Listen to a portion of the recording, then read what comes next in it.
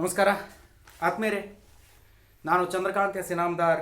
ಇವತ್ತಿನ ಕ್ಲಾಸ್ ಹೋಗಿ ತಮಗೆ ಖಗೋಳಶಾಸ್ತ್ರ, ಈ ಒಂದು ಅಸ್ಟ್ರಾನಮಿ ಅಂತಕ್ಕಂಥ ವಿಷಯದ ಕೆಲವೊಂದಿಷ್ಟು ಮುಖ್ಯವಾದ ವಿಚಾರವನ್ನು ತೆಗೆದುಕೊಂಡು ಬಂದಿದ್ದೇನೆ. ತಾವೆಲ್ಲ ನನ್ನೊಂದು ಕನೆಕ್ಟ್ ಇರಿ. ನನ್ನ ಯೂಟ್ಯೂಬ್ ಚಾನಲ್ ಆಗಿರುವ ಚಂದ್ರಕಾಂತ್ ಇನಾಮದಾರ್ ಯೂಟ್ಯೂಬ್ ಚಾನಲ್ಗೆ ಸಬ್ಸ್ಕ್ರೈಬ್ ಆಗಿರಿ, ವಿಡಿಯೋಗಳನ್ನು ಲೈಕ್ ಮಾಡಿರಿ, ಶೇರ್ ಮಾಡಿರಿ, ಫ್ರೆಂಡ್ಸ್ಗಳಿಗೂ ವಿಡಿಯೋ ಲಿಂಕ್ಗಳನ್ನು ಕಳಿಸ್ರಿ ಅಂತಕ್ಕಂಥ ಮಾತನ್ನು ಹೇಳಿ ಇವತ್ತಿನ ಕ್ಲಾಸಿಗೆ ಅಣಿಯಾಗೋಣ. ಇವತ್ತಿನ ಸ್ಪರ್ಧಾತ್ಮಕ ಪರೀಕ್ಷೆ ಒಳಗೆ ಹಲವಾರು ರೀತಿಯ ಪ್ರಶ್ನೆಗಳು ಬರ್ತಾ ಇದ್ದಾವೆ. ಕೇವಲ ಗಣಿತ, ಸಾಮಾನ್ಯ ವಿಜ್ಞಾನದಲ್ಲಿ ಕೂಡ ಕೇವಲ ಒಂದಿಷ್ಟು ಕೆಮಿಕಲ್ ರಿಯಾಕ್ಷನ್ಸ್ಗಳ ಬಗ್ಗೆ ಅಥವಾ ಜೀವಿಗಳ ಜೀವಕೋಶ, ಮೈಟೋಕಾಂಡ್ರಿಯಾ ಈ ರೀತಿಯ ಬಗ್ಗೆ ಪ್ರಶ್ನೆಗಳು ಕೇಳ್ತಾರೆ, ಅಥವಾ ರೋಗಗಳ ಬಗ್ಗೆ ಕೇಳ್ತಾರೆ ಅಂತಕ್ಕಂಥ ಮಾಹಿತಿ ಏನಿದೆ. ಇದಕ್ಕೂ ಮುಂದುವರೆದು ಇವತ್ತು ಖಗೋಳಶಾಸ್ತ್ರ, ಇದು ಸಾಮಾನ್ಯ ವಿಜ್ಞಾನದೊಳಗೆ ಒಂದು ವಿಷಯ. ಯಾಕಂದ್ರೆ ವಿಜ್ಞಾನ ಅಂದರೆ ಸತ್ಯಾಸತ್ಯತೆಗಳನ್ನು ತಿಳಿಸೋದೇ ವಿಜ್ಞಾನ. ಖಗೋಳಶಾಸ್ತ್ರ ಕೂಡ ಒಂದು ಸತ್ಯವಾದ ಘಟನೆಗಳನ್ನು ತಿಳಿಸ್ತದೆ. ಖಗೋಳಶಾಸ್ತ್ರ ಅಂದ್ರೆ ಏನು? ಇವತ್ತು ನಾವು ಕಾಂಪಿಟೇಟಿವ್ ಎಕ್ಸಾಮ್ನಾಗ ಇದ್ರ ಬಗ್ಗೆನೂ ಪ್ರಶ್ನೆ ಬರ್ತಲ್ಕತ್ತಾವ. ಹಂಗಾರೆ ಖಗೋಳಶಾಸ್ತ್ರ ಅಂದ್ರೇನು, ಅಸ್ಟ್ರಾನಮಿ ಅಂದ್ರೇನಪ್ಪ ಅಂತಂದರೆ ಆಕಾಶಕಾಯಗಳ ಬಗ್ಗೆ ಅಧ್ಯಯನ ಮಾಡ್ತಕ್ಕಂಥ ಒಂದು ವಿಜ್ಞಾನದ ಭಾಗವನ್ನು ನಾವು ಖಗೋಳಶಾಸ್ತ್ರ ಅಂತ ಕರಿತೀವಿ. It is also one of the part of the science, section of the ಸೈನ್ಸ್ನ ಒಂದು ಸೆಕ್ಷನ್ ಯಾವುದು? ಅಸ್ಟ್ರಾನಮಿ. ಆಕಾಶಕಾಯಗಳ ಬಗ್ಗೆ ಅಧ್ಯಯನ ಮಾಡ್ತಕ್ಕಂಥ ವಿಜ್ಞಾನದ ಒಂದು ಭಾಗವನ್ನು ಅಸ್ಟ್ರಾನಮಿ ಅಂತ ಕರಿತಾ ಇದ್ದೀವಿ. ವಿಶ್ವದ ಬಗ್ಗೆ ಅಧ್ಯಯನ ಮತ್ತು ಪ್ರಯೋಗ ಮಾಡ್ತಕ್ಕಂಥ ವಿಜ್ಞಾನಿಗಳನ್ನು, ಈ ವಿಶ್ವದ ಬಗ್ಗೆ ಅಧ್ಯಯನ, ಪ್ರಯೋಗ, ಆವಿಷ್ಕಾರಗಳನ್ನು ಮಾಡ್ತಕ್ಕಂಥ ಆ ವಿಜ್ಞಾನಿಗಳನ್ನು ನಾವು ಖಗೋಳಶಾಸ್ತ್ರಜ್ಞರು ಅಂದ್ರೆ ಅಸ್ಟ್ರೋನಮರ್ಸ್ ಅಂಥೇಳಿ ಕರಿತಾ ಇದ್ದೀವಿ. ಈ ಒಂದು ನಿರ್ದಿಷ್ಟವಾದ ಒಂದು ಹೆಸರನ್ನು ಹೊಂದಿರತಕ್ಕಂಥ ನಕ್ಷತ್ರಗಳ ಗುಂಪುಗಳೇನಿದ್ದಾವೆ ಅವುಗಳಿಗೆ ನಕ್ಷತ್ರ ಪುಂಜಗಳು ಅಂತ ಕರಿತೀವಿ. ಇವುಗಳು ಕೂಡ ಖಗೋಳಶಾಸ್ತ್ರದೊಳಗೆ ಬರ್ತವೆ. ಖಗೋಳಶಾಸ್ತ್ರ ಅಂದ್ರೆ ಏನಂತ ನಾನು ಹೇಳೇನಿ. ಏನಂತಂತಂದರೆ ಆಕಾಶಕಾಯಗಳ ಬಗ್ಗೆ ಅಧ್ಯಯನ ಮಾಡ್ತಕ್ಕಂಥ ವಿಜ್ಞಾನದ ಒಂದು ಭಾಗ. ಹೌದಾ? ಈಗ ನೋಡ್ರಿ, ನಕ್ಷತ್ರಕಾಯಗಳು ಇರ್ಬೋದು, ಗ್ರಹಗಳು ಇರ್ಬೋದು, ಸೂರ್ಯ, ಚಂದ್ರಾದಿ ಮತ್ತಿತರ ಈ ಒಂದು ಆಕಾಶಕಾಯಗಳೇನಿದ್ದಾವೆ ಇವುಗಳೆಲ್ಲವುಗಳ ಬಗ್ಗೆ ಅಧ್ಯಯನ ಮಾಡ್ತಕ್ಕಂಥ ವಿಜ್ಞಾನದ ವಿಭಾಗ ಯಾವುದಪ್ಪ ಅಂದರೆ ಖಗೋಳಶಾಸ್ತ್ರ. ಈಗ ನಕ್ಷತ್ರ ಅಂತ ತಗೋತೀವಿ, ನಕ್ಷತ್ರಗಳ ನಂತರ ಅದರ ಗುಂಪನ್ನು ತಗೋತೀವಿ, ನಂತರ ಗ್ರಹಗಳು ತಗೋತೀವಿ, ಗ್ರಹದ ಗುಂಪನ್ನು ತಗೋತೀವಿ, ಒಟ್ಟಾರೆ ಗ್ರಹಗಳ ಒಂದು ಮಂಡಲವನ್ನು ತೆಗೆದುಕೊಳ್ತೀವಿ. ಈ ರೀತಿಯಾಗಿ ಅಧ್ಯಯನವನ್ನು ಮಾಡ್ತಾ ಹೋಗ್ತೀವಿ. ಈಗ ನಕ್ಷತ್ರವನ್ನು ತೆಗೆದುಕೊಂಡ ನಂತರದಲ್ಲಿ ನಕ್ಷತ್ರಗಳ ಟೋಟಲಿ ಒಂದು ಗುಂಪಿದೆ, ಒಂದು ನಕ್ಷತ್ರಗಳ ಒಂದು ಸಮೂಹ ಏನಿದೆ, ನಿರ್ದಿಷ್ಟ ಹೆಸರನ್ನು ಹೊಂದಿರತಕ್ಕಂಥ ನಕ್ಷತ್ರಗಳ ಸಮೂಹವನ್ನು ಏನಂತ ಕರಿತೀವಿ ನಾವು ಅಂತಂದ್ರೆ ನಕ್ಷತ್ರ ಪುಂಜಗಳು ಅಂತ ಕರಿತೀವಿ. ನಕ್ಷತ್ರ ಪುಂಜಗಳು. ಹೌದಾ?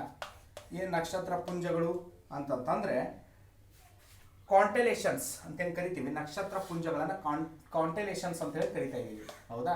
ಇವೇನಪ್ಪ, ನಿರ್ದಿಷ್ಟ ಹೆಸರನ್ನು ಹೊಂದಿರತಕ್ಕಂಥ ನಕ್ಷತ್ರಗಳ ಒಂದು ಗುಂಪನ್ನು ನಾವು ನಕ್ಷತ್ರ ಗುಂಪು ಅಂತ ಕರಿತೀವಿ. ಇನ್ನು ನಕ್ಷತ್ರ ಪುಂಜಗಳು, ಈ ಒಂದು ನಕ್ಷತ್ರ ಪುಂಜ ಅಂತೇನು ಕರಿತೀವಿ, ಈ ನಕ್ಷತ್ರ ಪುಂಜಗಳು ಪೂರ್ವದಿಂದ ಪಶ್ಚಿಮದ ಕಡೆ ಚಲಿಸ್ತವೆ. ನೋಡ್ರಿ, ಇದು ವಿಚಾರ ಇಂಪಾರ್ಟೆಂಟ್. ನಕ್ಷತ್ರ ಪುಂಜಗಳು ಪೂರ್ವದಿಂದ ಪಶ್ಚಿಮದ ಕಡೆ ಚಲನೆಯನ್ನು ಹೊಂದಿದ್ದಾವೆ. ಗ್ರೀಕ್ ಅಕ್ಷರವನ್ನು ಉಪಯೋಗಿಸಿ ಬಹಳ ಪ್ರಕಾಶಮಾನವಾದ ಮತ್ತು ಅತಿ ಮಸುಕಾಗಿರ್ತಕ್ಕಂಥ ನಕ್ಷತ್ರಗಳನ್ನು ಹೆಸರಿಸಲಾಗ್ತದೆ. ನೋಡ್ರಿ, ಗ್ರೀಕ್ ಅಕ್ಷರಗಳನ್ನು ಬಳಸಿ ಅತ್ಯಂತ ಪ್ರಕಾಶಮಾನವಾಗಿರ್ತಕ್ಕಂಥ ನಕ್ಷತ್ರವನ್ನು ಹಾಗೂ ಅತಿ ಮಸುಕಾಗಿರ್ತಕ್ಕಂಥ ಡಿಮ್ ಆಗಿರ್ತಕ್ಕಂಥ ನಕ್ಷತ್ರವನ್ನು ಕೂಡ ನಾವು ಹೆಸರಿಸ್ತೀವಿ.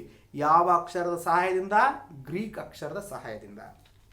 ನೆಕ್ಸ್ಟ್ ಇನ್ನೊಂದು ವಿಚಾರ ಏನಪ್ಪ ಅಂತಂದರೆ 1929 ಅಂತಾರಾಷ್ಟ್ರೀಯ ಖಗೋಳ ಸಮುದಾಯ ಅಂತಕ್ಕಂಥದ್ದು ಆಕಾಶದಲ್ಲಿರ್ತಕ್ಕಂಥ 88 ನಕ್ಷತ್ರ ಪುಂಜಗಳನ್ನು ಅಧಿಕೃತವಾಗಿ ವ್ಯಾಖ್ಯಾನ ಮಾಡಿದೆ. ನೋಡ್ರಿ, 1929 ಅಂತಾರಾಷ್ಟ್ರೀಯ ಖಗೋಳ ಸಮುದಾಯವು ಆಕಾಶದಲ್ಲಿರ್ತಕ್ಕಂಥ 88 ನಕ್ಷತ್ರ ಪುಂಜಗಳನ್ನು ಅಧಿಕೃತವಾಗಿ ವ್ಯಾಖ್ಯಾನಿಸಿದೆ ಅಂತಕ್ಕಂಥ ಮಾಹಿತಿ.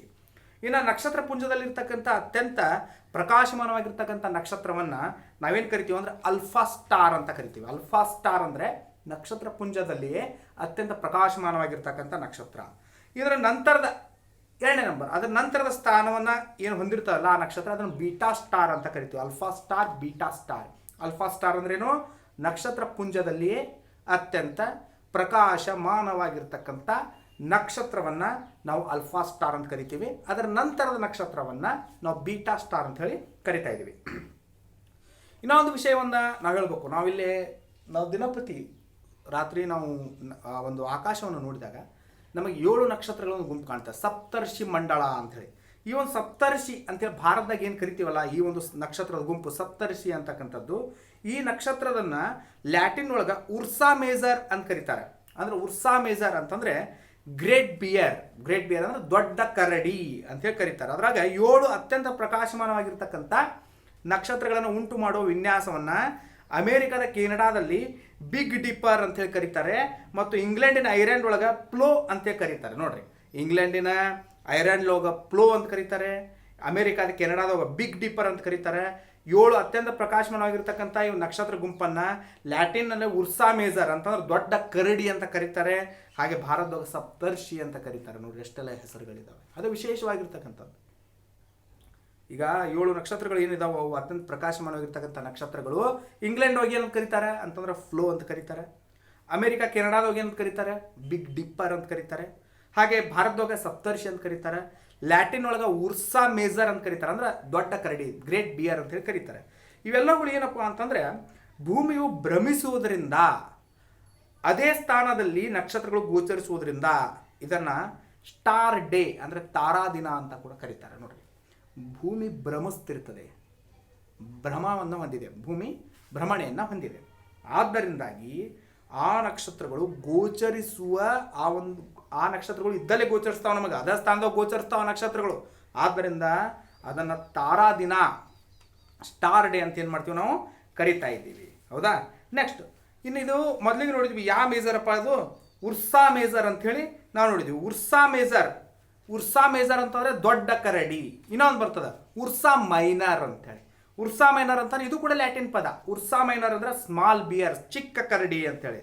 ಇದರ ಅರ್ಥ ಏನಪ್ಪಾ ಅಂತಾರೆ, ಇದನ್ನು ನಾವು ಆಕಾಶದ ಉತ್ತರ ದಿಕ್ಕಿನಲ್ಲಿ ಕಾಣಬಹುದು. ಉರ್ಸಾ ಮೇಜರ್ ಅನ್ನ ನಾವು ಎಲ್ಲಿ ಕಾಣ್ತೀವಿ, ಈ ಒಂದು ಸಪ್ತರ್ಷಿ ಮಂಡಲಕ್ಕೆ ಉರ್ಸಾ ಮೇಜರ್ ಅನ್ನು ನೋಡ್ತೀವಿ. ಉರ್ಸಾ ಮೈನರ್ ಅಂತಕ್ಕಂಥದ್ದು ಇದು ಆಕಾಶದ ಉತ್ತರ ದಿಕ್ಕಿನಲ್ಲಿ ಕಾಣ್ತಕ್ಕಂಥದ್ದು. ಇದನ್ನು ಚಿಕ್ಕ ಕರಡಿ ಅಂತೇಳಿ ಲ್ಯಾಟಿನ್ ಕರೀತಾರೆ. ಕ್ಲಾಡಿಯಸ್ ಟಾಲೆಮಿ ಪಟ್ಟಿ ಮಾಡಿರ್ತಕ್ಕಂಥ 48 ನಕ್ಷತ್ರ ಪುಂಜಗಳಲ್ಲಿ ಮತ್ತು 88 ಆಧುನಿಕ ನಕ್ಷತ್ರ ಪುಂಜಗಳಲ್ಲಿ ಇದು ಕೂಡ ಒಂದಾಗಿದೆ. ಗೊತ್ತಾಯ್ತಾ? ಈ ಒಂದು ಚಿಕ್ಕ ಕರಡಿ ಬಗ್ಗೆ ಏನು ಸ್ಟಡಿ ಮಾಡಿದ್ವಿ ನಾವು, ಇದು ಕ್ಲಾಡಿಯಸ್ ಟಾಲೆಮಿ ಅಂತಕ್ಕಂಥವ್ರು ಪಟ್ಟಿ ಮಾಡಿರ್ತಕ್ಕಂಥ 48 ನಕ್ಷತ್ರ ಪುಂಜಗಳೇನಿದಾವ ಮತ್ತು 88 ಆಧುನಿಕ ನಕ್ಷತ್ರ ಪುಂಜಗಳೇನಿದಾವ ಅವುಗಳಲ್ಲಿ ಇದು ಕೂಡ ಒಂದಾಗಿದೆ. ಇನ್ನು ಧ್ರುವ ನಕ್ಷತ್ರ ಅಂತ ಕರಿತೀವಿ, ಭಾರತದಾಗ ಲಘು ಸಪ್ತರ್ಷಿ ಅಂತ ಕರಿತೀವಿ. ಈ ಒಂದು ಧ್ರುವ ನಕ್ಷತ್ರ ಕೂಡ ಈ ನಕ್ಷತ್ರ ಪುಂಜಕ್ಕೆ ಸೇರಿದೆ. ಇದೇ ನಕ್ಷತ್ರ ಪುಂಜಕ್ಕೆ ಸೇರಿರ್ತಕ್ಕಂಥದ್ದು ಧ್ರುವ ನಕ್ಷತ್ರ. ಇದನ್ನ ಭಾರತದಲ್ಲಿ ಲಘು ಸಪ್ತರ್ಷಿ ಅಂತ ಹೇಳಿ ನಾವು ಕರಿತಾ ಇದ್ದೀವಿ. ಇನ್ನು ಈ ಧ್ರುವ ನಕ್ಷತ್ರ ಅಂತಕ್ಕಂಥದ್ದು ಪ್ರಧಾನವಾಗಿ ಕಾಣಿಸ್ತಕ್ಕಂಥ ನಕ್ಷತ್ರ ಆಗಿದ್ದು, ಇದು ಭೂಮಿಯ ಭ್ರಮಣೆಯ ಅಕ್ಷದ ನೇರದಲ್ಲಿದೆ. ಇದು ಪ್ರಧಾನವಾಗಿ ಕಾಣಿಸ್ತಕ್ಕಂಥ ಒಂದು ನಕ್ಷತ್ರ ಯಾವುದು? ಧ್ರುವ ನಕ್ಷತ್ರ. ಇದು ಭೂಮಿಯ ಭ್ರಮಣೆಯ ಅಕ್ಷ ನೇರದಲ್ಲಿದೆ. ಹಾಗಾಗಿ ಭೂಮಿಯ ಉತ್ತರ ಧ್ರುವದಿಂದ ನೋಡಿದಾಗ ನೇರವಾಗಿ ನೆತ್ತಿ ಮೇಲೆ ಕಾಣ್ತದೆ. ಭೂಮಿಯ ಉತ್ತರ ಧ್ರುವದಿಂದ ನಾವು ನೋಡಿದಾಗ ಇದು ನೇರವಾಗಿ ನೆತ್ತಿ ಮೇಲೆ ಕಾಣ್ತದೆ. ಯಾಕಂತಂದ್ರೆ ಈ ಒಂದು ಧ್ರುವ ನಕ್ಷತ್ರ ಪ್ರಧಾನವಾಗಿ ಕಾಣಿಸ್ತಕ್ಕಂಥ ನಕ್ಷತ್ರ. ಇದು ಭೂಮಿಯ ಭ್ರಮಣೆಯ ಅಕ್ಷದ ನೇರದಲ್ಲಿದೆ. ಭೂಮಿಯ ಭ್ರಮಣದ ಅಕ್ಷದ ನೇರದಲ್ಲಿರೋದ್ರಿಂದ ಭೂಮಿಯ ಉತ್ತರ ಧ್ರುವದಿಂದ ನೋಡಿದಾಗ ನೇರವಾಗಿ ನೆತ್ತಿ ಮೇಲೆ ಕಾಣ್ತಕ್ಕಂಥದ್ದು. ಇನ್ನು ನೆಕ್ಸ್ಟ್ ಒಂದು ವಿಚಾರ ಅಂತಂದ್ರೆ ಓರಿಯಾನ್ ಅಂತಕ್ಕಂಥ ವಿಷಯ ಬರ್ತದೆ. ಓರಿಯಾನ್ ಅಂತಂದ್ರೆ ಏನು? ಇದು ಪ್ರಕಾಶಮಾನವಾದ 7 ಮತ್ತು ಮಸುಕಾದ ನಕ್ಷತ್ರಗಳನ್ನು ಕೂಡ ಹೊಂದಿರತಕ್ಕಂಥ ಗುಂಪು. ಈ ನಕ್ಷತ್ರ ಪುಂಜದ ಬಿಟಲ್ ಗೀಸ್ ಮತ್ತು ರಿಗೆಲ್ ನಕ್ಷತ್ರಗಳು ಬಹಳ ಪ್ರಕಾಶಮಾನದ ನಕ್ಷತ್ರಗಳಾಗಿವೆ. ನೋಡ್ರಿ, ಈ ಒಂದು ಓರಿಯಾನ್ ಅಂತಕ್ಕಂಥ ನಕ್ಷತ್ರ ಗುಂಪಿನೊಳಗ ಬಿಟಲ್ ಗೀಸ್ ಮತ್ತು ರಿಗೆಲ್ ಅಂತಕ್ಕಂಥವು ಅತ್ಯಂತ ಪ್ರಕಾಶಮಾನವಾಗಿರ್ತಕ್ಕಂಥ ನಕ್ಷತ್ರಗಳು. ಓರಿಯಾನ್ ಅನ್ನ ದ ಹಂಟರ್ ಅಂತ ಕೂಡ ಕರಿತಾ ಇದ್ದಾರೆ. ಓರಿಯಾನ್ ಅನ್ನ ದ ಹಂಟರ್ ಅಂತ ಕೂಡ ಕರೀತಾರೆ. ಇನ್ನು ಇದನ್ನ ಭಾರತದೊಳಗೆ ಇದರ ಹೆಸರು ಮೃಗ. ದ ಹಂಟರ್ ಅಂತೇಳಿ ಇದನ್ನು ಓರಿಯಾನ್ ಅನ್ನು ಕರೀತಾರೆ. ಭಾರತದೊಳಗೆ ಇದನ್ನ ಮೃಗ ಅಂತ ಹೇಳಿ ಕರಿತಾ ಇದ್ದಾರೆ. ಸೀರಿಯಸ್ ನಕ್ಷತ್ರ ಸೂರ್ಯನ 2ರಷ್ಟಿದೆ. ಇನ್ನೊಂದು ವಿಚಾರ ತಿಳ್ಕೊಡ್ರಿ, ನಕ್ಷತ್ರಗಳು ಸೂರ್ಯನಕ್ಕಿಂತ ದೊಡ್ಡ ಅದಾವ ಅಂತ ಹೇಳ್ತೀವಿ ನಾವು. ಇಲ್ಲಿ ನೋಡ್ರಿ, ಸೀರಿಯಸ್ ಅಂತಕ್ಕಂಥ ನಕ್ಷತ್ರ ಸೂರ್ಯನ 2 ಪಟ್ಟಿದೆ. ಹೌದಾ? ಇದು ಕ್ಯಾನಿಸ್ ಮೇಜರ್ ಎಂಬ ನಕ್ಷತ್ರ ಪುಂಜದಲ್ಲಿದೆ. ಇದನ್ನ ಕ್ಯಾನಿಸ್ ಮೇಜರ್ ನಕ್ಷತ್ರ ಪುಂಜದಲ್ಲಿ ಗುರುತಿಸಿದ್ದಾರೆ. ಯಾವುದು? ಸೀರಿಯಸ್ ನಕ್ಷತ್ರ ಅಂತಕ್ಕಂಥದ್ದು ಕ್ಯಾನಿಸ್ ಮೇಜರ್ ಅಂತಕ್ಕಂಥ ನಕ್ಷತ್ರ ಪುಂಜದಲ್ಲಿದೆ. ಈ ಸೀರಿಯಸ್ ನಕ್ಷತ್ರ ಸೂರ್ಯನಿಗಿಂತ 2 ಪಟ್ಟು ದೊಡ್ಡದಿದೆ. ಇನ್ನೊಂದು ವಿಷಯ ಏನಪ್ಪಾ ಅಂತಂತಂದ್ರೆ, ಪೆಸಿಫಿಕ್ ಮಹಾಸಾಗರದಲ್ಲಿ ಜಲಸಂಚಾರಕ್ಕಾಗಿ ಉತ್ತಮ ದಿಕ್ಸೂಚಿಯಾಗಿ ಇದು ಕಾರ್ಯ ಮಾಡ್ತದೆ. ಯಾವುದು?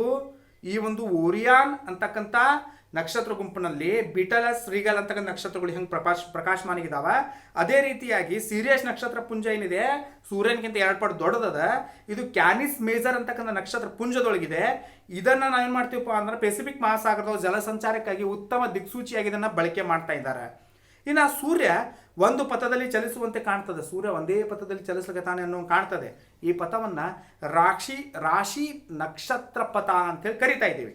ಈ ಪಥದಲ್ಲಿ ಬರ್ತಕ್ಕಂಥ 12 ನಕ್ಷತ್ರ ಪುಂಜಗಳನ್ನು ರಾಶಿ ನಕ್ಷತ್ರ ಪುಂಜಗಳು ಅಂತೇಳಿ ಕರೀತಾರೆ. ನೋಡ್ರಿ, ಸೂರ್ಯ ಅಂತಕ್ಕಂಥವನು ಒಂದು ಪಥದಲ್ಲಿ ಚಲಿಸ್ದಂಗೆ ಕಾಣ್ತದೆ. ಈ ಪಥದಲ್ಲಿ ಚಲಿಸ್ಬೇಕಾದ್ರೆ 12 ನಕ್ಷತ್ರ ಪುಂಜಗಳ ರಾಶಿಯಲ್ಲಿದೆ. ಅದನ್ನು ನಾವು ರಾಶಿ ನಕ್ಷತ್ರ ಪುಂಜ ಅಂತ ಕರಿತಾ ಇದ್ದೀವಿ.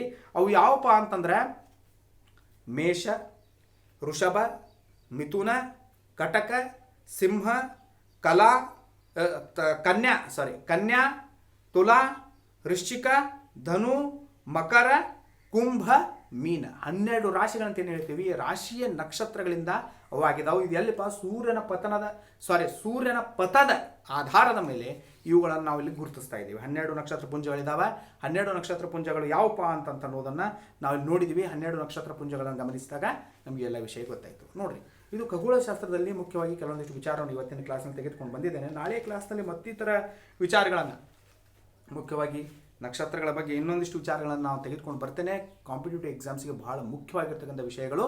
ಅದಕ್ಕಾಗಿ ತಾವೆಲ್ಲ ದಯಮಾಡಿ ಈ ಒಂದು ವಿಡಿಯೋವನ್ನು ನೋಡಿರಿ, ಲೈಕ್ ಮಾಡಿರಿ, ಚಂದ್ರಕಾಂತ್ ಇನಾಮದಾರ್ ಯೂಟ್ಯೂಬ್ ಚಾನಲ್ಗೆ ಸಬ್ಸ್ಕ್ರೈಬ್ ಆಗಿರಿ ಅಂತಕ್ಕಂಥ ಮಾತನ್ನು ಹೇಳಿ, ಫ್ರೆಂಡ್ಸ್ಗಳಿಗೆ ವಿಡಿಯೋ ಲಿಂಕ್ಗಳನ್ನು ಕಳಿಸ್ರಿ, ಹೆಚ್ಚೆಚ್ಚಾಗಿ ಶೇರ್ ಮಾಡಿರಿ ಅಂತಕ್ಕಂಥ ಮಾತನ್ನು ಹೇಳಿ ಈ ಒಂದು ವಿಡಿಯೋನಲ್ಲಿ ಮುಗಿಸ್ತಾ ಇದ್ದೇನೆ. ವಿಡಿಯೋ ನೋಡಿದ್ದಕ್ಕಾಗಿ ಧನ್ಯವಾದಗಳು. ನಮಸ್ಕಾರ.